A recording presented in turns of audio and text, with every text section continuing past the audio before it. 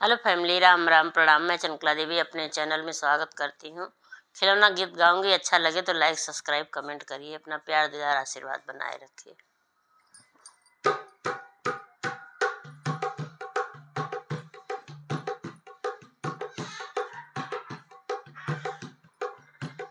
शिव जी का दिहल ललनवा आंगनवा खेले, शिव जी का दिहल ललनवा आंगनवा खेले। हे हो आंगनवा खेले, हमरे भवनवा खेले। हे हो आंगनवा खेले, हमरे भवनवा खेले। शिव जी का दिहल ललनवा आंगनवा खेले, शिव जी का दिहल ललनवा आंगनवा खेले। खेलत खेलत लाल दादा आगे गइलन, खेलत खेलत लाल दादा आगे गइलन। दादी का हृदय जुड़ैले, आंगनवा खेले। दादी का हृदय जुड़ैले, आंगनवा खेले।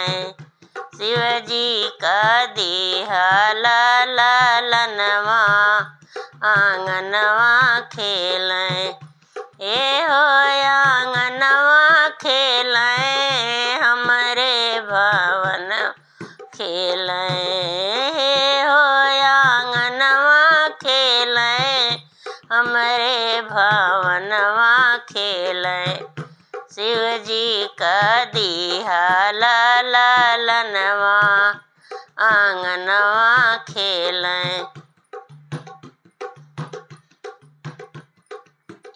खेलत खेलत लाल पापा गोदी गइलन, खेलत खेलत लाल पापा गोदी गइलन। माई का हृदय जुड़ैले, आंगनवा खेले। माई का हृदय जुड़ैले, आंगनवा खेले। शिव जी का दिहल ललनवा आंगनवा खेले। हे हो आंगनवा खेले, बाबा के भवनवा खेले। हे हो आंगनवा खेले, बाबा के भवनवा खेले। शिव जी का दिहल ललनवा आंगनवा खेले।